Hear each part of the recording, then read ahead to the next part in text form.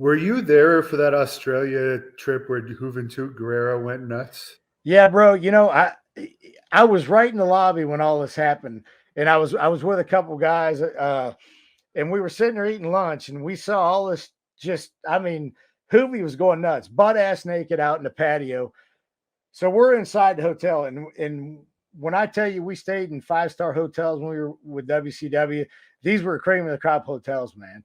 So you could imagine you're in this nice hotel, sitting in the lot in the restaurant, kind in the area, and then you go outside. There's a patio. Juventud was just screaming, just nonsense. He was screaming in Spanish, saying something about Jesus, and I think Conan at one point said he's saying he's Jesus and stuff.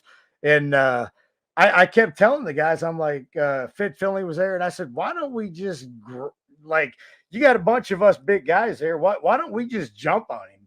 But he was tripping out on something. I don't know what he was. Somebody said he was taking ecstasy, or who knows what he was on, but he was definitely on something.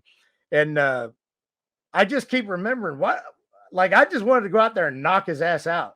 Just not because I didn't like him, just knock his ass out and carry him up to his hotel room so he didn't get arrested, which is exactly what happened. So, and it was the funniest thing. And I'm not exaggerating when I say this.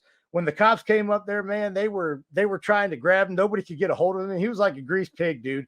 He was just everywhere. And I mean, if people had this on video, it'd be on, something on the funniest videos, dude. And then finally, I think they had a taser and they went to tase him, but they missed him because they couldn't keep a hold of him and tased one of the cops. And then I mean, it was just it was like a Royal Rumble, bro. And then the next thing you know, Juventud, they finally get him. And I don't think they beat him up too much. They were just lucky to get a hold of him and throw him in the back of his car. And I'm not kidding you, this paddy wagon they threw him in, it looked like a dog catcher's car. They had this little door in the back. They threw his ass in there, and you see Hoovy holding on the bars, and he's screaming whatever he's screaming in Spanish. And I mean, you couldn't make this stuff up, man. Yeah, I wish there was cell phone videos back then to Oh, dude, wouldn't capture it be that. great?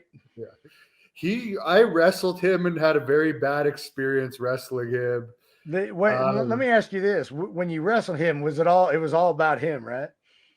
yes, what he did was he did his whole match, and then he didn't give me the part where I was supposed to do stuff. He just ended the match. Dude, that sounds like Hoovy. I worked him on I think it was one of the Saturday night shows.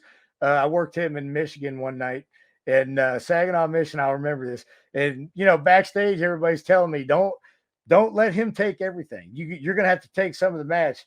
Uh, so going into the match, and I wasn't really green, but we were new in WCW, so I was trying to stay in my lane. But again, I was trying to kind of make a name for myself, of course, but we had an okay match. I wouldn't say it was a great match, but it wasn't a bad match. He actually let me get some stuff in there, and when he didn't, I just took it. So, and stuff I talked to him backstage, if he wouldn't let me get it, I did it anyway. So, it was kind of when you have Bam Bam Bigelow trying to teach you a little bit, and he helped me out a lot with that, where guys would try to take the whole match, and Bam Bam really helped me out. When I first started in WCW, teach me how to control guys like that.